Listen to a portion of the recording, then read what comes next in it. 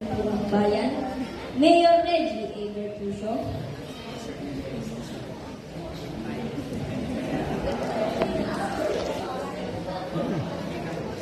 sa ating CID Chief, kagalang-galang Sir David Luway,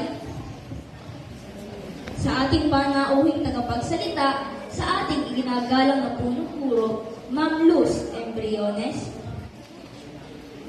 sa ating pong mga Pangulo ng Juan Bigain, sa ating pong Pangulo ng SPTA, kagalang-galang Rowena A. Ambal, mga guro, mga magulang, mga panauhin, at kapwa ko nagsipagtapos. Magandang araw po sa inyong lahat. Magandang araw din po! Grateful o pasasalamat. Salitang namumutawi sa isip at puso mo ngayon. Lubos ako nasisiyahan dahil narito tayo ngayon upang ipagdiwang ang panibagong yugto ng ating buhay bilang mga mag-aaral ang ating pagtatapos sa Bigain Elementary School. Tandang-tanda ko pa ang aking naging unang guro nung ako'y kindergarten pa, si Ma'am Michelle Macalintal. Ma'am Mitch, di ko po makakalimutan ang una ko pong sayaw na ako po inyong pinili at sinayaw po namin ang bawal na gamot. Maraming salamat po, ma'am. Taong 2021 at 2022, humarap tayong lahat sa isang pagsubok. Ang pagsubok na ito ay gumimbal sa buong mundo sapagkat ang isang pandemya ay sumakop sa ating bansa at ito ang coronavirus o COVID-19.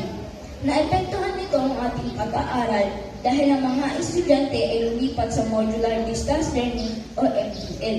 Aminin natin, mas gusto natin ng MDL. Sina Ma'am Krista Gal at Ma'am Ami Cometa ang naging guro noon. Tanda ko pa at lagi ang kakabahan. Tuwing nagsasabihin ng tatay ko na, Kuya, tatawag si Ma'am Ami at papabasahin ka. Ayun na nga, pinabasa ko ni Ma'am Ami. Pagkatapos naman ang pagbasahin ni Ma'am Ami, lagi niya namang sasabihin na, very good, Vince, tama po ba ma'am? Maraming salamat po sa inyo ni Ma'am Krista Gala sa pagturo sa akin ng pagbasa. Maraming salamat po. Salamat Lord! Tunay na napakabuti niyo dahil unti-unti nang bumabalik ang face-to-face classes at unti-unti nang nawawala ang COVID-19. Pagtungtong ko ng grade 3, ang aking naging guro noon ay si Ma'am Lorena Magpunto. Napakabait ni Ma'am Lori dahil sa aming huling araw ng pagpasok bilang mga mag-aaral ng grade 3, nilibre niya lahat kami ng shake. Sobrang saya namin noon. Maraming salamat po, Ma'am. Maraming salamat rin po kay Ma'am Vilma Carandang dahil naging guro po namin siya ng kaunting taon. Maraming salamat po, Ma'am. Minsan sa buhay, di mawawala ang mga bagay na hindi natin gusto. Pero kung sa tingin natin ito'y kinabubuti para sa atin, dapat go lang tayo. Kaya nagpapasalamat ako sa aking grade 4 advisor na si Ma'am Cecilia Del Oro sa pagpili sa akin bilang grade 5 representative. Maraming salamat po, Ma'am. At sa mga funny jokes ni Ma'am Irene na nakakawala ng antok, maraming salamat po. Shout out po sa nag-iisang Ma'am Edin dyan na nag-arugang magturo ng 51 estudyante noong grade 5 Gemini. Dahil mas kami naiingay at magugulit noon, hindi kami nawawalan ng tinapay galing sa kanya. Maraming salamat po, Ma'am. At sa aming ibang subject teachers na sina Ma'am Engie Nitro, Ma'am Joy Morales, at Ma'am Helen Rhodes. Maraming salamat po, Ma'am. At syempre, huwag natin kalimutan ng ating grade 6 advisor na si Ma'am Crispina Mandogdog. Ma'am, Ma'am, maraming salamat po dahil lagi niyo po kami minomotivate na mag-aral ng mabuti at hindi po namin makakalimutan ng mga aral na tinuruan niyo po sa amin. Maraming salamat din po sa mga memorable na bondings ng school activities katulad po ng Bulilit Health Workers. Maraming salamat po, Ma'am. At sa aming ibang subject teachers na sina Ma'am Mercy Marundan at Ma'am Helen Rhodes. Maraming salamat po.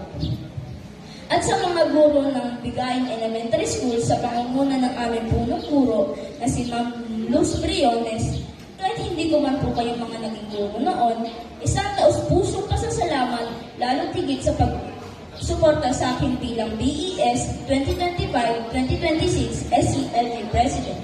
Mabuhay po kayong lahat. Sa aking kapwa nagsipagtapos, marahil ito na ang ating huling araw bilang mga mag-aaral sa Bigayan Elementary School. Nawa sa ating pag-alis, dalhin natin lahat ng ating aral na natutunan at gamitin natin ito sa mabuting paraan. Pag meron naman tayong pinagdaan ng mga pagsubok, lagi nating tandain, pwede tayong magpahinga, pero tuloy pa rin ang ating paglaban. Huwag tayong mawalan ng pag-asa. Sa aking tatay Benny at inay Michelle, mga kapatid, lola at lolo, tito at tita, ito na po ang bunga ng inyong walang sawang pagmamahal at pagsuporta. Isa na po ako sa mga batang nagsipagtapos dito sa Bigayan Elementary School. Maraming salamat po. Napakaswerte ko dahil katulad ni tatay Benny at inay Michelle, laging andyan para suportahan ako. Maraming salamat po at mahal ko kayong lahat. Lalo't higit, maraming salamat sa Panginoon. Sa inyo lahat nagmula at sa inyo rin namin binabalik ang mga pasasalamat. Maraming salamat po. Hindi po dito nagtatapos ang aming paglalakbay. Sa halip, ito ay simula pa lamang ng mas malawak na responsibilidad bilang mga Pilipinong nagsipagtapos. Bitbit namin ang pagpapahalaga ng tiyaga, sipag, disiplina, at pagmamahal sa kapwa at sa bayan. Handa kaming harapin ang hamon ng hinaharap ng may tapang at paninindigan at magsilbing mabuting halimbawa sa kapwa o kabataan. Bilang mga Pilipinong nagsipagtapos, kami ay nangangakong gagamitin ang aming kaalaman at kakayahan hindi lamang para sa pansariling tagumpay, kundi higit para sa kapakanan ng nakararami. Handa kaming mamuno ng may kakayahan, may malasakit at higit sa lahat, may mabuting pagkatao. Sa huli, ang tagumpay na ito ay hindi lamang para sa amin, kundi sa bawat taong naging bahagi ng aming kwento. Maraming salamat po sa inyong walang sawang pagmahal, pagsuporta at pagtiwala. Dalangin namin na patuloy niyo kaming samahan sa susunod na yugto ng aming buhay. Muli, isang taos-pusong pasasalamat. Mabuhay ang mga Pilipinong nagsipagtapos, handang mamuno ng may kakayahan at mabuting pagkatao. Mabuhay po tayong lahat.